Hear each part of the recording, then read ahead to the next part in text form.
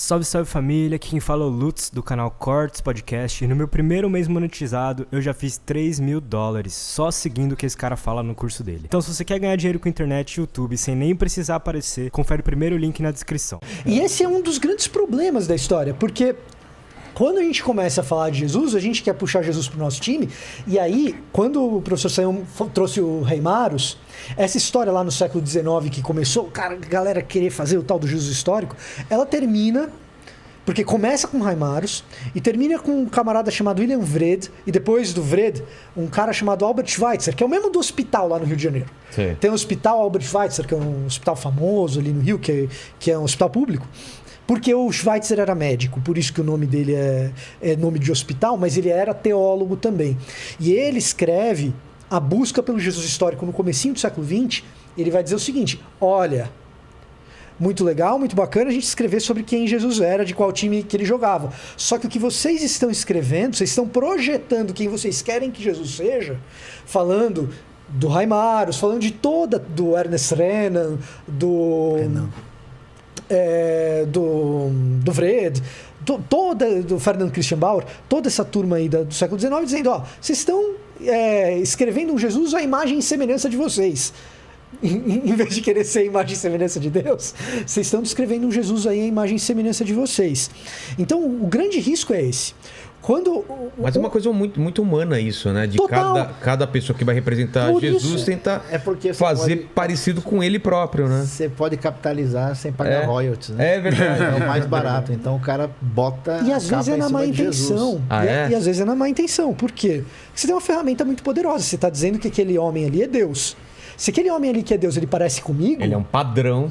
Cara, você tá entendendo? Pode virar uma arma perigosa esse negócio. E virou. Né? Não, ao longo da história a gente tem exemplos disso. Agora é curioso que não tem como você definir nem a aparência de Jesus. Então o pessoal fica tentando... Na verdade, o povo de Israel, os judeus não são uma raça.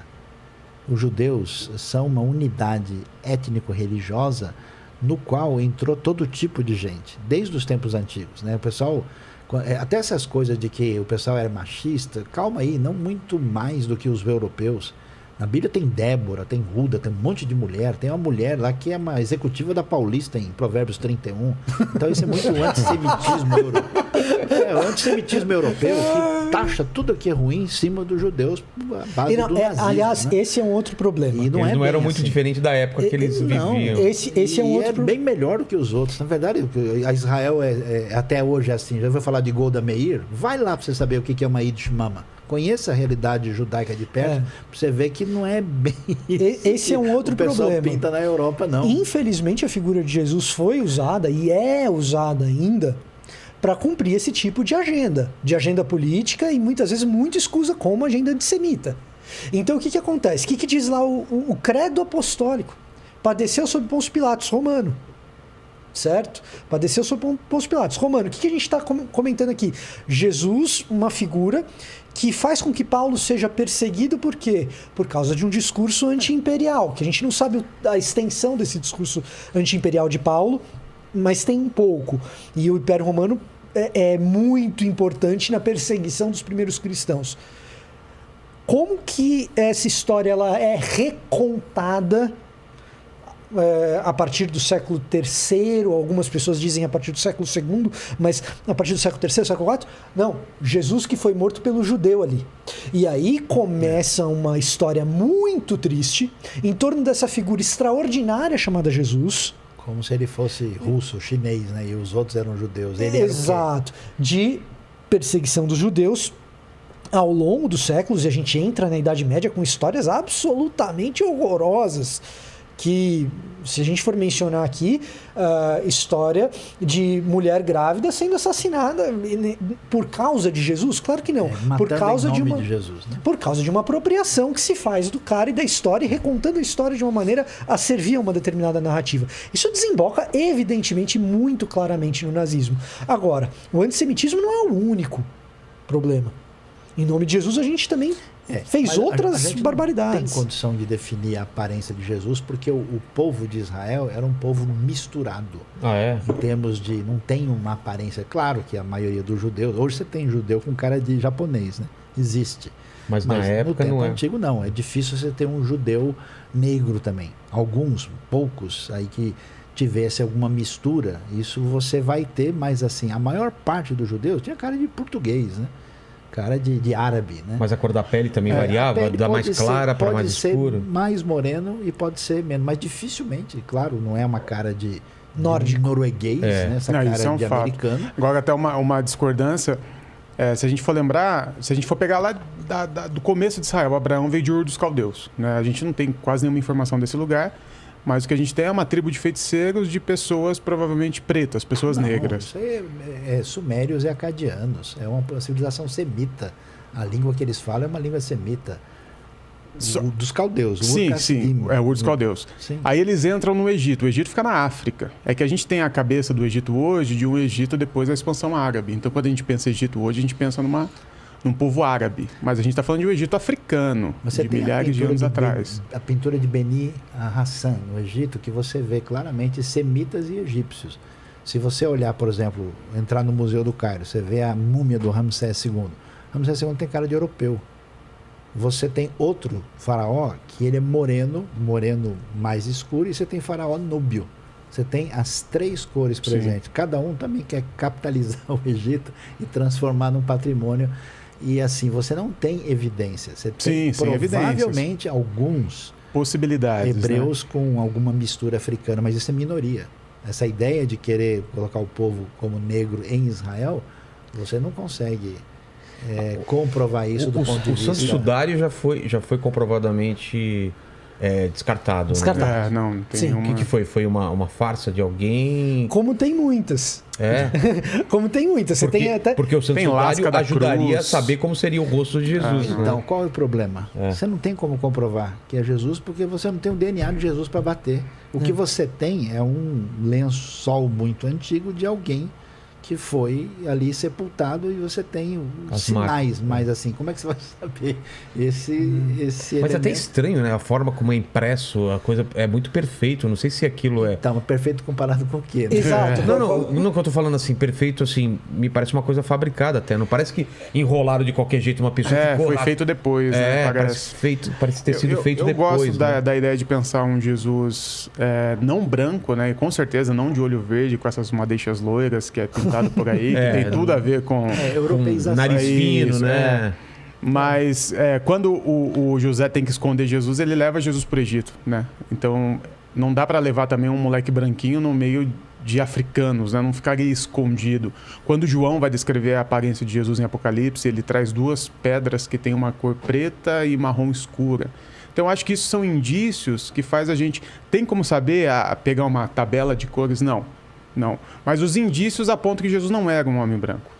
E aí, quando eu falo de um Jesus preto, inclusive o livro é o Negro Nazareno, eu trago essa ideia do negro também, não apenas com a pigmentação da pele, mas com a questão social. Aí, filosoficamente falando, um Jesus preto que escolheu, pensando Deus, escolhendo se encarnar, ele escolheria se encarnar na cor daqueles que mataram ou na cor daqueles que morreram? Na cor daqueles que oprimiram ou na cor daqueles que foram os oprimidos? É que isso não é uma questão para aquele tempo. Isso aí é resultado do jeito europeu de pensar. Né? Você está numa polarização que no mundo antigo não fazia sentido. Você vê na Bíblia, por exemplo, Simão chamado Níger. O quê? Chamado o quê? Níger, um dos discípulos, que é chamado negro. Ah, é? Aparece lá em Atos capítulo 13.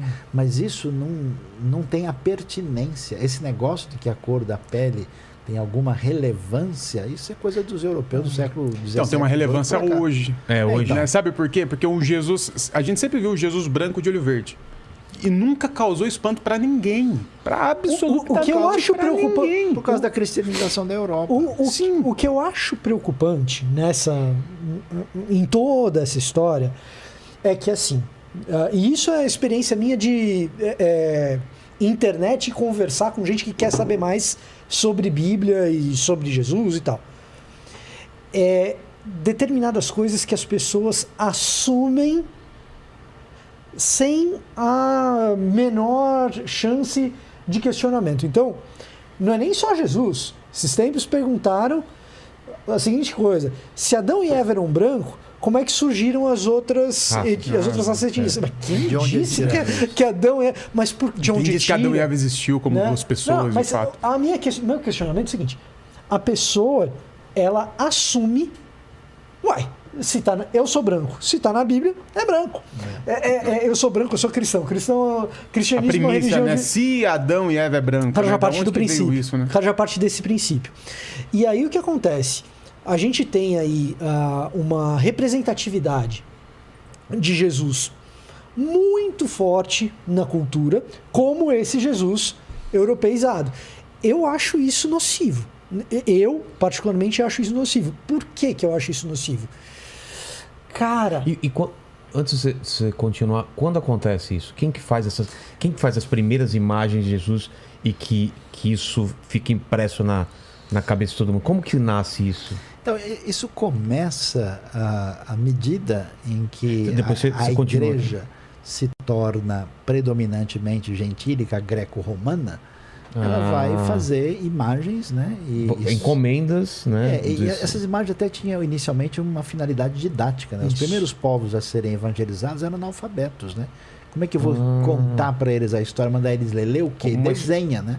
Desenho e a partir daquilo explicava a história. Desenhavam, né? Houve um afastamento desse paradigma judaico para o mundo cada vez mais greco-romano. E aí a Europa é um ambiente, né, de um continente dito, né, caucasiano, branco. Então eles fizeram Jesus parecido com eles. Não só Jesus. Você pega, por exemplo, Agostinho. Mas esse fato desse apagamento histórico, deles fazerem um Jesus parecido com eles, sabendo que não era assim, isso é o nocivo que eu também acho. Para o Egito, né? O Egito, você vai na igreja copta, Jesus e os discípulos não são do mesmo jeito, eles são mais escuros. Então acho que ninguém nunca fez nada com intenção. Depois o uso que foi feito disso, eu entrei numa igreja onde tem uma Nossa Senhora do Japão, era japonesa. Então é claro que as pessoas vão tentar definir a partir do que parece com eles. O que parece com eles, exatamente. O que acontece que torna essa questão preocupante, porque assim, tem coisas que elas não são intrinsecamente preocupantes, mas elas se tornam. Pelo uso, né? Pelo uso. E aí o que acontece? A partir do século XVI, e a gente tem a descoberta das Américas, e o jeito como a América é colonizada, a gente começa a ter na humanidade uma distinção de cor de pele que se torna muito preocupante. Então, se você dissesse para mim, até o século XV, até o século XIV, até o século XIII, talvez isso não fosse uma coisa tão relevante assim. Para os autores dos evangelhos, certamente não é. Não tinha nenhum eles não fazem essas distinções. Deixariam isso mais claro, né? Certamente tinha a cara do Salim. Ele é um semita comum. Tanto é que quando os romanos chegam, ele vai ser preso. Certamente. Os romanos vão lá, vão prender. O que o Judas tem que fazer? Tem que beijar. Porque ele eram muito parecidos. Exato. Isso é uma questão, você tem exame de DNA da realidade dos tempos bíblicos, é claro. Por exemplo, esses dias os caras chegaram lá e fizeram um teste de DNA no ambiente filisteu. E descobriram, o filisteu tem DNA indo-europeu, eles não são semitas. E os semitas a gente tem um monte de referência do que eles são. Tem cara de árabe. Tem cara, Então o que acontece? Essa questão ela não era relevante, mas ela se torna relevante a partir do momento que cor de pele passa a ser um instrumento de definir quem é superior e quem é inferior. Entendi. E enquanto você não tem essa questão que cor de pele define quem manda, quem obedece, quem é ser humano e quem não é. Os nazistas quiseram criar a ideia que Jesus era ariano, né? Claro. Então, quando essa ideia surge, aí você falar a respeito da cor de pele, não só de Jesus, do apóstolo Paulo, de Agostinho, que claramente não era... Assim, quando você fala de cristianismo, você tem que falar de alguma maneira de Santo Agostinho. Não tem muito como sair de Agostinho de Hipona. Tem que passar por ele. Para concordar ou para discordar, a gente tem que passar por Agostinho de Hipona. Agostinho certamente era uma pessoa com a pele mais escura do que muitas das suas representações pictográficas. Inclusive, as suas representações mais antigas o mostram com uma pigmentação mais escura. Ah, é? Sim.